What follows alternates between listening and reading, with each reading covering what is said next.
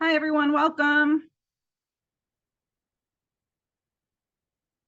Thank you so much for being here. We'll give it just another minute to let some more people get in from the waiting room, and then we'll kick it off. But in the meantime, please introduce yourself in the chat, name, pronouns, and we would love to know your summer meal that is your go-to or the thing that you look forward to all summer.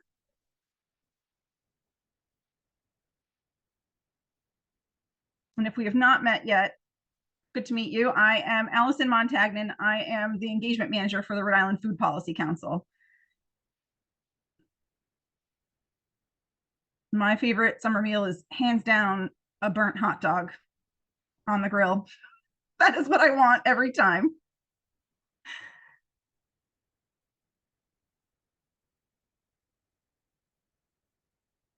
Okay, I think we should probably get started and then we'll see what happens. But so today we're going to review what happened in the State House in the last session, which is a huge step in planning for advocacy in 2025.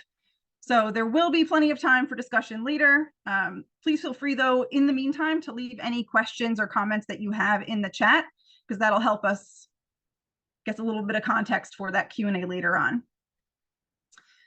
But I want to start by setting the tone for today's discussion with the Rhode Island Food Policy Council's mission, which is building a more equitable, accessible, economically vibrant, and environmentally sustainable food system in Rhode Island. And if you're not super familiar with us, I want to note that we're an independent nonprofit. So we're not affiliated with the state in any way or any kind of political affiliations. And we're driven by volunteers, so who believe in this mission. Everyone on board, there's hundreds of council members that are supporting the work that we do. And we also have a small staff, which includes me, and a board of directors that are helping steer the way. So RIFPC focuses on these core issue areas to achieve that more just and resilient food system that we want to see, which are food access and nutrition security, food business and economic development, and food, climate, and environment. And to achieve that mission with these core issues, we want to recognize the ongoing need to restate our commitment to equity explicitly and frequently. So here it is. RIFPC recognizes the fact that many negative impacts of Rhode Island's current food system are grounded in a history of colonialism, genocide of Indigenous people, slavery, private ownership of land, and the concentration of wealth and power in the hands of too few. We also recognize that people with visible and non-apparent disabilities are among the most marginalized groups in our country. And RIFPC believes that when power shifts to be shared more equitably across our communities and our state, we transform our future together for generations to come. So as we're learning and listening together today, let's keep this in front of mind as we think about the ways that Rhode Island's laws help or fail at furthering that commitment. And now I'm going to turn it over to my esteemed colleagues, Max De Faria. Please take it away. Thanks, Allie. Thanks for kicking us off and grounding our discussion today in our commitment to equity. It's so important that we keep in mind the impact of our policies on equity in the food system here in Rhode Island. So as Allie mentioned, I'm Max. I'm the Senior Program Associate with the Rhode Island Food Policy Council, and I'll be leading our discussion of the 2024 legislative session debrief. So before I start diving into what happened at the State House, I want to give a quick review of what we mean by food systems legislation. But to do that, we should all begin by making sure that we have a consistent understanding of what a food system is. So what is a food system? A food system is everything you can see in the inner circle of this image, going around the circle. That's farms and fisheries production, processing, distribution, retail, consumption, and waste. And a strong food system also relies on the factors of the outer circle. So that's clean air, clean water, healthy soils, land access, and capital access. Together, all these things create the food system that we and every community around the world has. So when the Food Policy Council is discussing food systems legislation, we're talking about bills and laws impacting both the inner circle here and the outer circle. That's why our bill tracker followed nearly 265 bills this past year. All of those with potential food systems impacts. Now let's dive into the reason why y'all actually came here today. So what happened this past year? Well, like I already mentioned, we saw 262 bills with potential food systems impacts introduced. That's a large number, but that's pretty consistent with what we see year over year. Over 110 of those bills fell just in the food business category. This continues to be the largest category year over year, just because of the number of laws that impact businesses and business operations. And of those 262 that were introduced, we saw 60 of them actually become law, which is super exciting. Uh, because of that, we saw growth in legislator awareness and priority of food systems in the General Assembly. There's still more work to be done. RIFPC's council members are interacting with more legislators than ever before, but there's still a lot of opportunities to be connecting with more legislators and to get more of our council members advocating for the first time on Smith Hill. So notably, all 5 of the Food Policy Council's priorities in 2024 had bills introduced. That's a really big deal. It's very hard to get bills introduced. It's even harder to secure hearings for those bills. And all of those bills had hearings this year. And this just shows how aware our legislators are becoming of these priority issues and of food system issues more generally in the state. And finally, as many of y'all likely read about at the end of session, we just wanted to state upfront that the General Assembly did approve a final budget, which is always great. And for this fiscal year, it comes out to nearly $14 billion. With that in mind, let's talk about what food system priorities and bills made it across the finish line and which ones we still have a little bit more work to do. So these are RIFPC's 5 policy priorities. And we can see that the majority of these issues will be fast forwarding into next session, including boosting supports for local compost, incentivizing surplus food donation, providing healthy school meals for all, and reducing tax burdens for urban and small farmers. All 4 of these issues made serious progress this last legislative session. Like I mentioned before, not only were bills introduced, but all had hearings held, which is no small feat. However, more work remains to be done to get these over the finish line, so that way we can be celebrating passage of all of our priorities in the coming years. One of our priorities, preserving active farmland, was incorporated into the budget, which is a really big success. So as part of the Green Bond, which is going to go before voters in November, they provided $5 million that's dedicated to preserving active farmland within that Green Bond. So while the bond does await voter approval, typically Rhode Islanders approve bonds with large margins. So there's not too much of a concern there.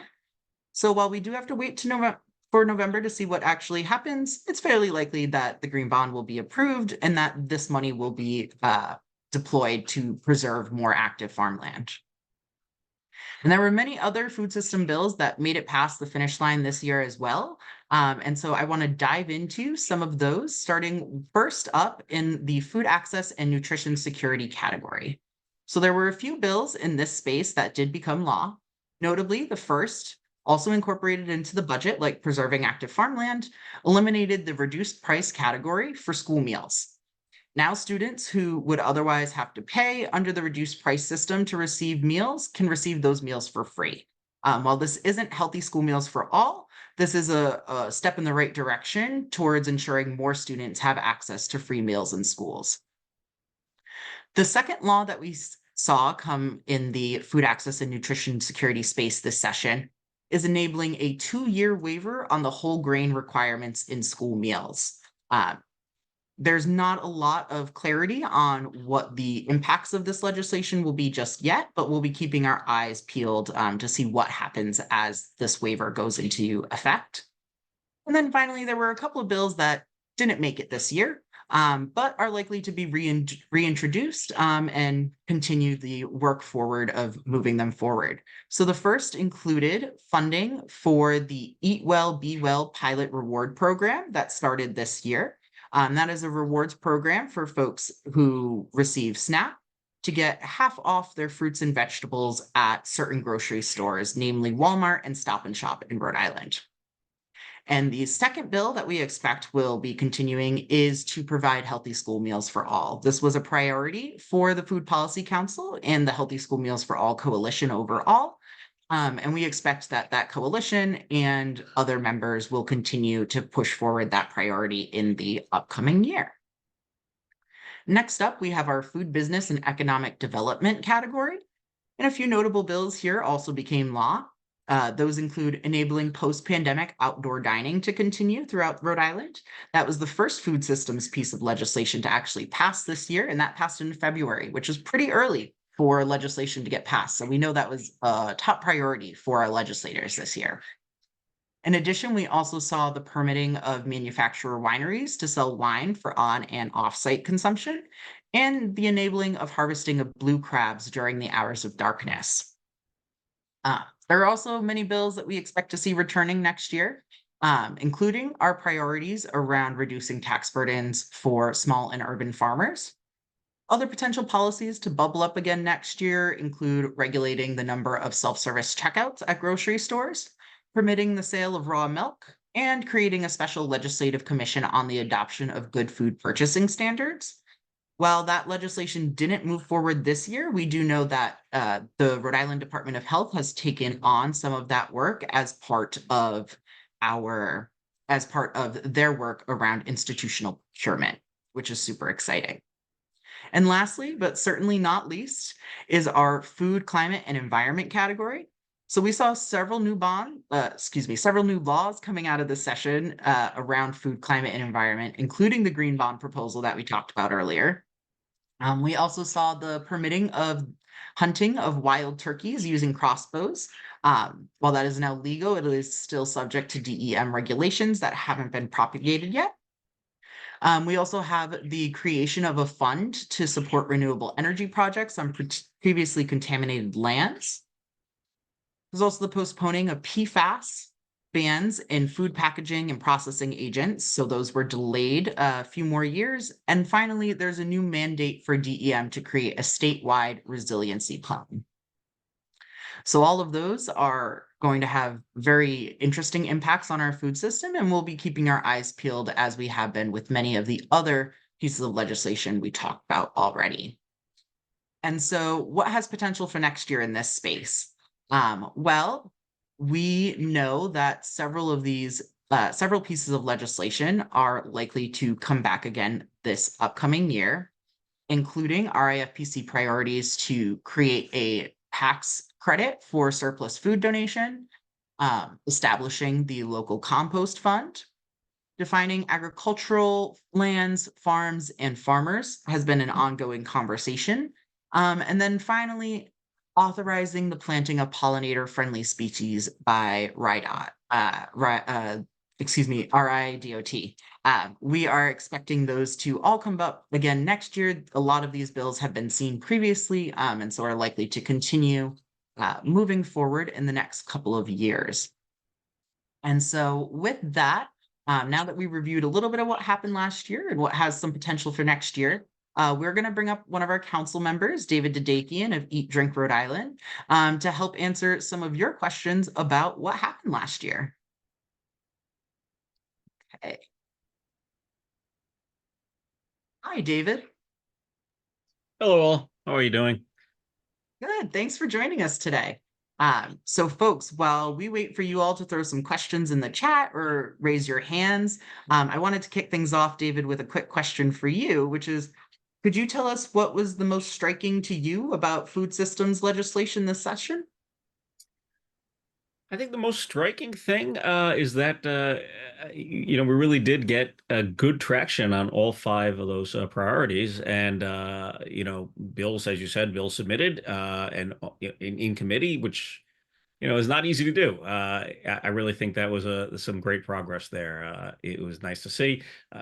Obviously, we want to see more forward movement and get them actually passed. I think that nature, but I think awareness is certainly the growing. Yeah, thanks, David. I totally agree. I mean, the power of our network, right? The number of folks who were able to get out there and testify on so many of these bills, many for the first time, including at our Good Food Advocacy Day, Good Food Policy Day at the State House. Was so awesome to see power of our network around these priorities. And yeah, awareness, it takes a group, a whole committee of folks to really raise awareness. And yeah, it's definitely takes a lot of work, but it's empowering. Um, was there a bill that sort of surprised you this session that came up that you heard about or that stuck out to you? Uh, I don't know. Maybe I don't know if I'm just getting too used to it. I don't think anything was really surprising this session. I think it was a very, uh, even keel session. You know, obviously the issues of budgeting is always the most important thing, conversationally, with some of the reps, especially with leadership. They're very frugal. Um, I don't think it was, I don't think it was anything really surprised me. Obviously, there's always going to be things every session that, you're a little disappointed in, or happy about. It was nice to see that the green bond did get amended, so well. But nothing was really, it jumped out. It's like, oh wow, how did that happen? Yeah, no, that's super fair. Sometimes the state house can be very cyclical in the way things work, and then Yeah. other times you're a little shocked, a little surprised by how they want to do things. Yeah, no, that makes a lot of sense. And I see that we do have a question in the chat. Thank you, Nessa. So Nessa asks, how can we expand the number of legislators who care about food policy? What do you think, David? I mean, it all comes down to communication, education. I mean, that's the key. It's nice to see. I will say, having been in this for a while now, about 15, no, maybe over 15 years. Uh, the number of legislators who are getting more aware, and that's just because of all the people in the council, all the work that's been done over the last 15, 20 years to communicate and to let them know that this really is an important, part of our system, and not just the food system but the entire community, system, and needs to be legislated. And I think, certainly, I think, the day there at the State House, back in, when was that, April, I think. I lose track of time, I'm sorry. Where so many legislators came, and I've talked to, almost all of them that came to the room, and I just feel I wasn't explaining nearly as much as I would have in the past. I think they walked in knowing, oh, this compost bill, or healthy school meals obviously is a much broader topic, but still, it's nice to see that they knew it was going on. And I just think we have to just talk to more legislators, get out there. Really, that relies on people that they really want to hear from people in their districts, in their Senate districts and House districts. So everyone communicating, educating is the bottom line, is the key. Yeah, yeah, definitely. As you were saying before, raising awareness is so important. And yeah, I think it's a big success of our network that there was less sort of pre-explaining we had to do before we could dive into the policy issues we wanted to talk about. And thanks, Absolutely. Allie, for mentioning in the chat. So folks, start putting it on your calendars. Good Food Policy Day of 2025 is going to be in March, so make sure you're saving some time there. Oh, and I see we have another question in the chat from Sam. Sam asks, are there suggestions on how to build support for a bill in its second year of consideration versus its first? And then the example here is the small and Yeah, urban I mean, farmer bill. absolutely.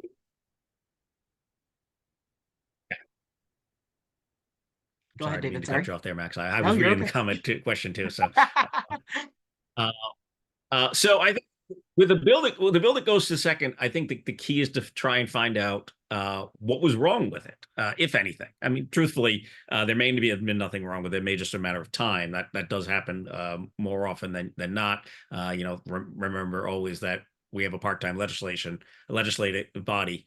So sometimes there's nothing wrong with the bill, but sometimes there is something. There's a little something that just needs a little tweak. Someone's concern. Maybe there was a group opposed to it, in the case of the smaller urban farm, bill, that maybe could be persuaded otherwise. I think the nice part about bills going to a second time around is, you get to make those changes that hopefully make it better.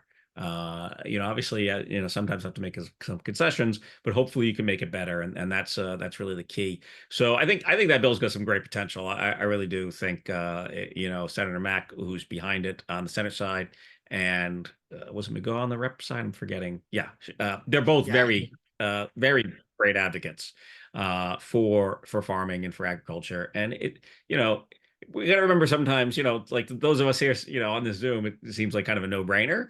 Why not? But there's always a why not out there, unfortunately. So you got to try and find those things and figure out what they are. Yeah. And Sam finished the question. What should they be doing to maintain the positive momentum? Do you have maybe one strong recommendation of what to do? It goes back to what I was saying before about communication. Just, tell people, tell your reps, tell your senators, this is something that's really important to me. Yeah, awesome. And I found out that I skipped a question up below. Thanks, Allie, for pointing that out. Sorry, Catherine. So Catherine asks, what other organizations does the Food Policy Council work with to get legislation passed, and what does coalition building look like? So David, I'll throw that to you first, and then happy to jump in and add some more context. Yeah, I think you could certainly list the organizations the council works with. I think my quick and easy answer is it's Rhode Island. We all kind of know everyone. That is a huge benefit here. Let's not discount that. If I don't know another organization, I'm sure Max does, or Rally, or someone else, and so we can find those groups that should be part of the coalitions and get them involved. But you can, I'm sure you can speak more directly to, exactly what organizations we've got involved. Yeah, thanks, David. Yeah, so there's definitely, really good point. Rhode Island is very small. We all know each other. Everyone's got a guy, right? And so we at the Food Policy Council also got our guys. That includes many of the amazing orgs working in community-based settings and working sort of statewide, from Southside Community Land Trust that I know is here, to Farm Fresh, to, many agencies down in the southern part of the state as well, thinking Quidnet Community Table, Johnny Cake Center, we have some connections with as well. So really organizations all over the state. And I would say if we're not already connected, we're always open to being connected. So definitely please reach out. We are always looking to, yes, thanks, Isaac. Businesses as well, composters, farmers, the list goes on and on.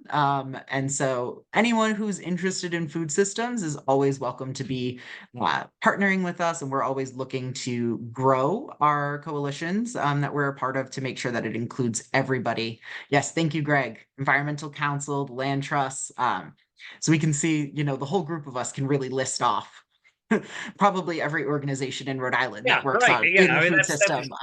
It's huge. It's great. It's so great. There's so much power in being such a small state.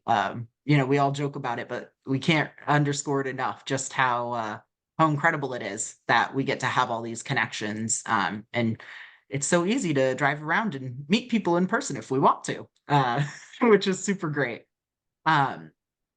So with that, I have a couple more questions, and I want to make sure that if folks have anything else that they throw those in the chat.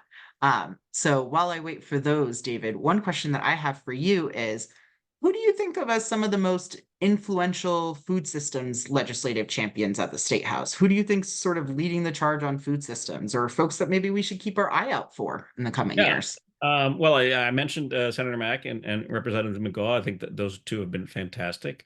Representative Courtfriend this last session really stepped up and was powerful. Good voice.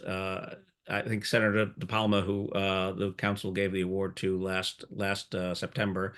I think while Lou's a very pragmatic guy, I wouldn't just say he's just a food system champion. I think he's a very general, and because of that, food systems falls into his area of interest sometimes.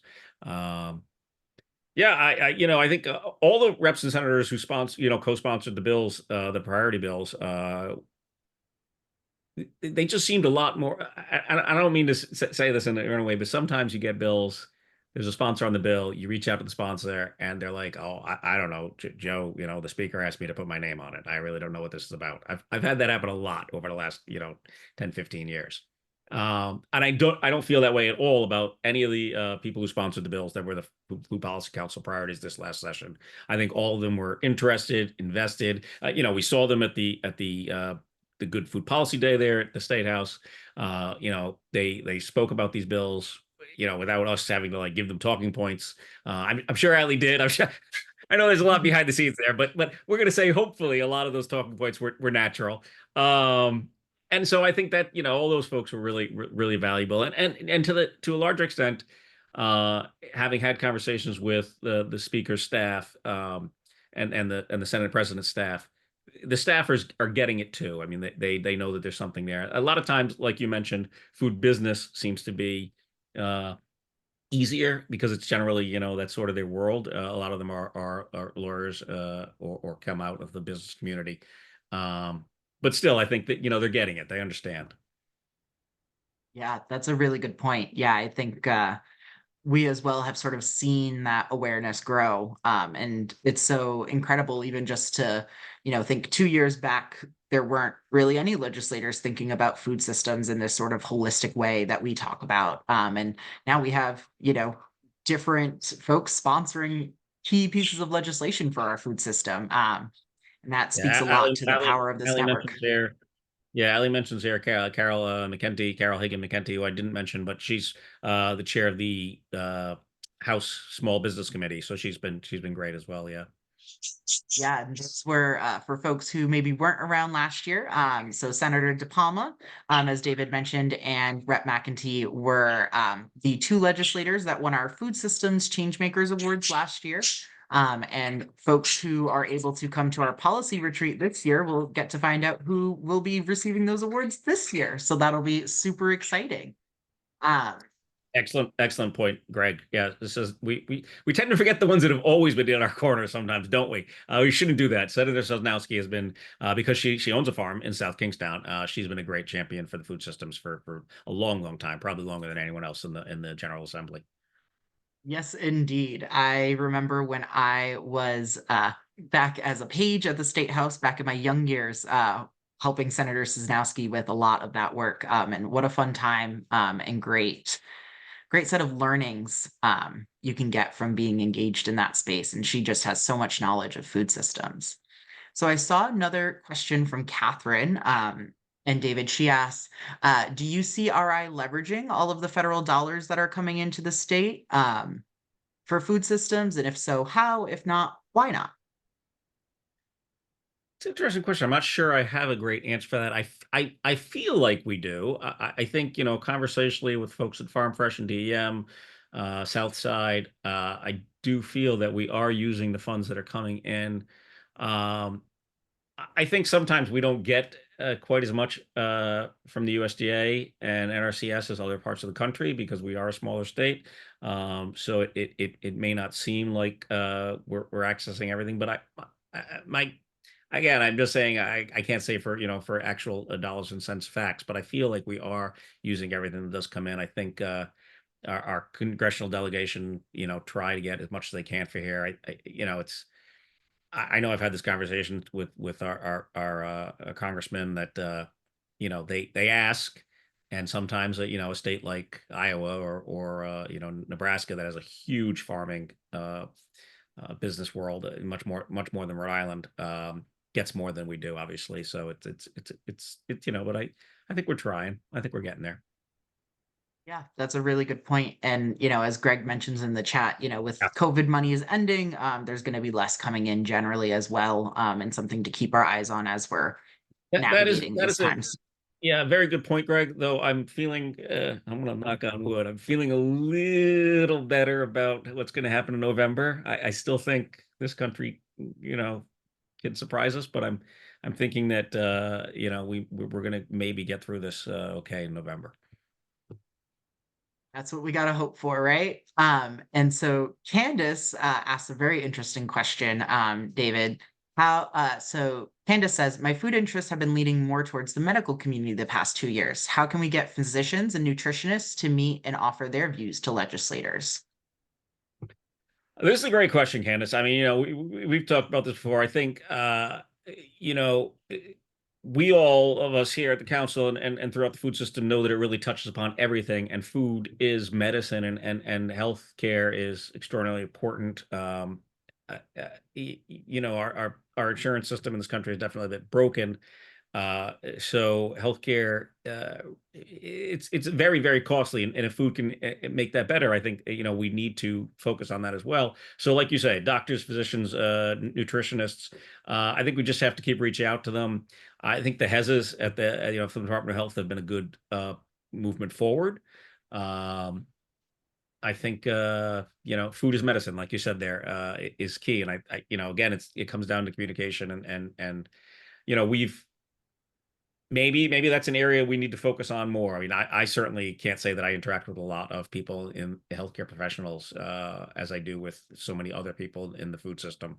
So maybe that's an area like we have to communicate and inform uh, your legislators. We have to do the same with physicians and healthcare practitioners. I think that might be a little easier education process. I know I had a checkup last week, and we were talking about my health with my doctor, and he's like, he's got to go to the insurance company and argue for me to stay on a pill. And it's like, but if I didn't take that pill, I'd have my diabetes would progress, and then I'd cost the healthcare system so much more money. It's like it's a kind of a weird thing for us to argue, but I think you know he didn't think of it. We were talking, my doctor and I, he didn't think of it as a food issue so much as a medical issue. And I said, well, I eat this, and I eat less, and I obviously in my world I eat a lot, but I try to be healthy about it. And he's like, oh yeah, that's it's a very good point. And so I think sometimes doctors and healthcare professionals don't think about these things, and not because they don't want to, but because they're overwhelmed with a million other things. I'm sure my doctor has better things to do with this time than me calling up some random doctor in the middle of the country from Blue Cross Blue Shield and explaining to him why I should take a medication. But that's what they have to do. So maybe we have to help them with their education as well. Yeah, that's a really great point, David. I know part of the work that the Food Access and Nutrition Security team here at the Food Policy Council is doing is looking to build a statewide produce prescription program. And so Yeah. part of that is making those connections between food as medicine, and your healthcare providers, your health clinics, and all of those connections. And I also know um, out of the White House conference on hunger, nutrition, and uh, oh gosh, I can't remember the full name, but Yeah, coming no, out of the I've White tried to keep up with that. I'll admit I've fallen a little behind on keeping up with that one. But yeah, there yeah, is good people out there thinking about these issues. I think it's we got to keep communicating it. To Greg's point, they don't think about these systems because they've got a lot going on. Like all of us. So we got to help out and educate. exactly. Yeah. Helping out, educating, and also recognizing that actually a lot of medical schools don't require nutrition education or food education as a part of your medical training. And so we also have to take the time to remind them that, food is medicine. We know this, and that there's important work at play there. And thank you to the folks who are talking to your medical folks already. That's such an important connection that we need to keep building on. Um, and Allie, I just want to make sure, were there any other questions in the chat that I missed? I do not see any more missed questions. No, I think just some comments from Greg that are poignant, but not questions. Awesome, great. Well, I have one last question for you, David, then before we let you get back to relaxing, which is what should food systems advocates expect for next year? What do you think we should keep top of mind as we're going into the new session? Well, I mean, clearly, pushing the priorities that have gotten so far in the last session, over the finish line is the key. It's always interesting to see. It's there's going to be a few new legislators next year, so who knows who those people are yet, but maybe we can tap into people that already have some experience there. It won't be an election year, so sometimes that makes it a little easier to push things through that are not 100% there, but close. Uh, I think obviously with something as big as healthy school meals for all, it's going to be a matter of dollars and cents for a lot of it. Though I tend to look at these things very big picture and over take an overarching view, and I'm thinking perhaps come next session, we may have a vice president who's a former school teacher and push through healthy school meals for all in his state as a governor. So maybe there's some advantage there that we could leverage. I think Governor McKee certainly knows Governor Walz. So if that happens, maybe maybe there's something there that we can look at. So I think it's a, it's incremental change. Keep, moving, closer. I'm not a sports guy, but I'm sure there's a sports metaphor there. Closer to the goal of some kind. I don't know. Sports ball. That's all I know. So, but I think just keep moving things forward. Keep trying to, make progress on the things that are out there, improve those bills, find out what was up with those bills. And then, and always, I mean, that's the other thing, the other part of it, we always talk about, I know I've had this conversation with Nessa and Diane. It's like, sometimes it's like, oh, where did that come from? It's like, okay, we have to react to that. So that's going to happen. That's going to happen in January where, something's going to come up. Sort of like in the last couple of years with the lack of funding for farmland preservation and land conservation. It's like, okay, we got to deal with this again. Well, hopefully we don't have to deal with it again next session. But if something like that comes up, you got to be ready to react to it. Yeah, that's a great way to end. Wow. Yes, definitely, being aware and being able to react, but also staying out in front and continuing to push our priorities. Definitely plans for next year. And as Ali already mentioned in the chat, make sure you are saving some time in March for the Good Food Policy Day in 2025. We'll be taking over the State House again, and really advocating for good food policy all the way for Rhode Island. So thank you so much, David. Thanks for taking some time and chatting with us today about all of this. Before we close things out, I want to throw things back to Ali to talk a little bit about how to stay up to date on food systems legislation during the session. Thank you, Max. And thank you, David. I love this part of the session. I think it is fascinating, and I just love to hear the questions that are coming out of the chat. I'm going to share my screen again just for the sake of adding visuals to me just talking at you. So bear with me.